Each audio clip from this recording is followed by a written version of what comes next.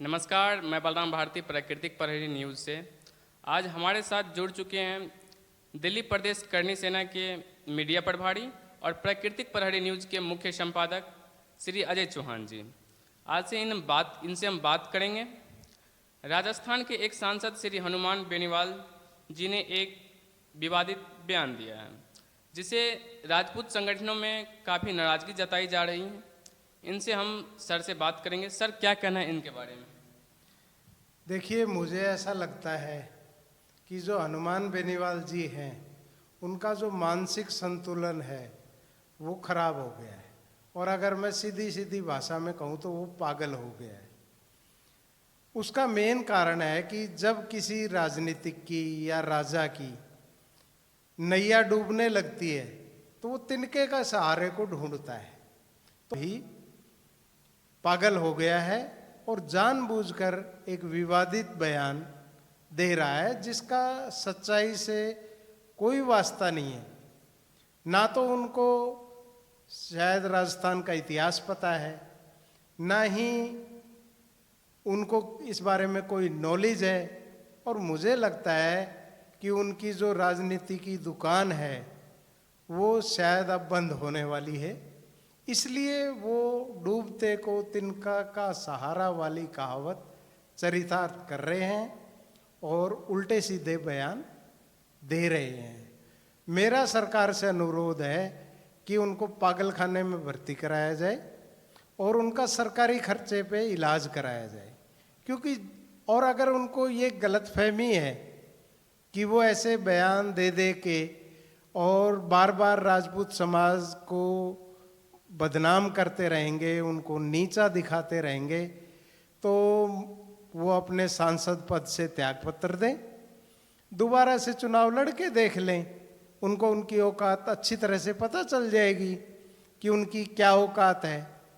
सांसद जैसे एक बड़े पद पे, जिसकी एक गरिमा होती है, जिसका एक विजन होता है, उस पद पर बैठ के एक आदमी एक ओछी हरकत, एक ओछी टिप्पणी एक उस समाज के लिए कर रहा है जिसका इतिहास है। शायद हनुमान बेनीवाल को ये पता नहीं है, पता भी होगा तो जानबूझ के ऐसा कर रहे हैं। क्योंकि जब आदमी का मानसिक संतुलन खराब हो जाता है और सीधे सीधे मैं कहूँ तो पागल हो जाता है, तो वो ऐसे बयान देता है। राजपूतों की संस्कृति, राजपूतों का इतिहास किसी परिचय का मोहताज नहीं है। आज मुझे बताने की जरूरत नहीं है कि राजपूतों का क्या इतिहास है, सर्वविदित है, सबको पता है। मैं आपको बताना चाहता हूं सर, 550 ईस्वी से लेके और 1192 में जब महान सम्राट पृथ्वीराज चौहान द्वितीय की मृत्यु होती है, ये राजपूत समाज 600 साल तक राजस्थान में खड़ा था।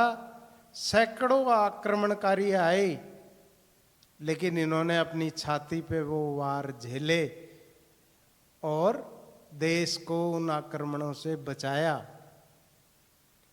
जैसे ही पृथ्वीराज चौहान द्वितीय की मृत्यु होती है, उसके 100 साल बाद पूरे भारत पर विदेशी आक्रमणकारियों का कब्जा हो जाता है। और हनुमान बेनीवाल कह रहा है कि राजपूतों का इतिहास, शायद उनको अपने सगे बाप का भी नहीं पता होगा कि उनका सगा बाप कौन है।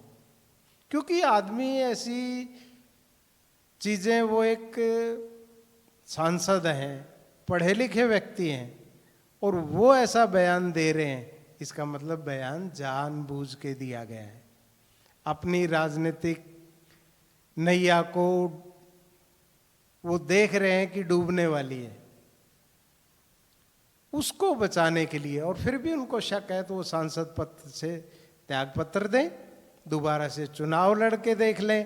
राजपूत समाज उनको उनकी औकात दिखा देगा और बता देगा कि राजपूतों के इतिहास में क्या इतिहास है।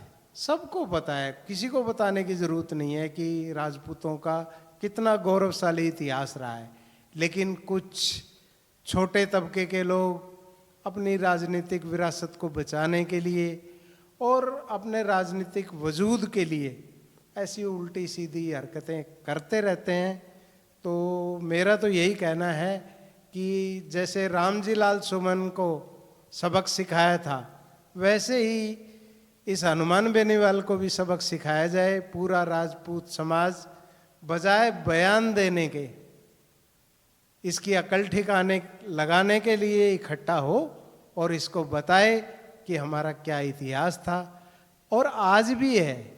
इतिहास कभी मरता नहीं है। आज भी हमारे जो किले हैं वो राजस्थान में खड़े हुए हैं।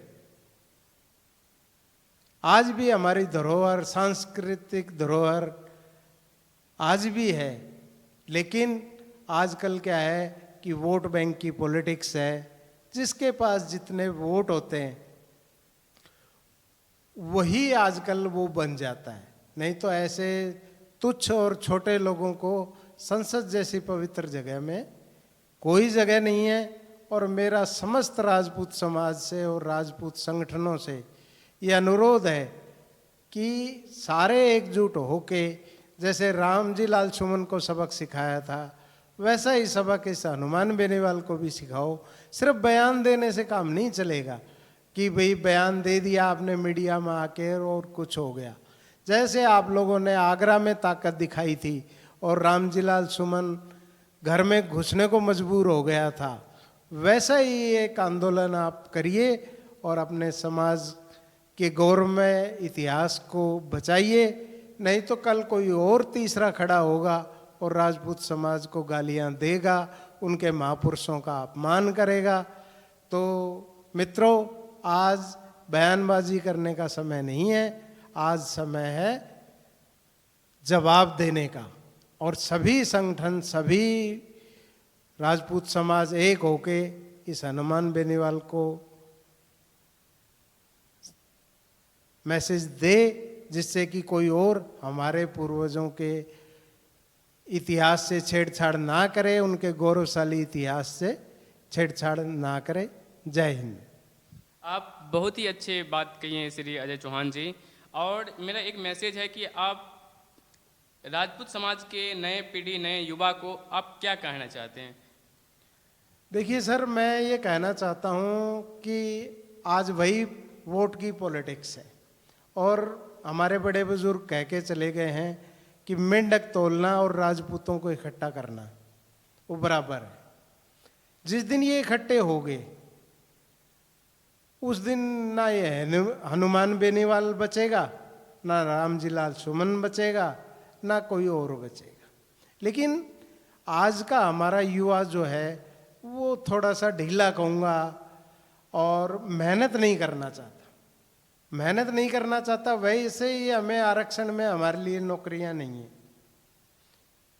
तो आज के युवा बच्चों, मेरा यही संदेश है, मेहनत करिए, काबिल बनिए और संगठित रहिए। सबसे बड़ी चीज़ है संगठित होना।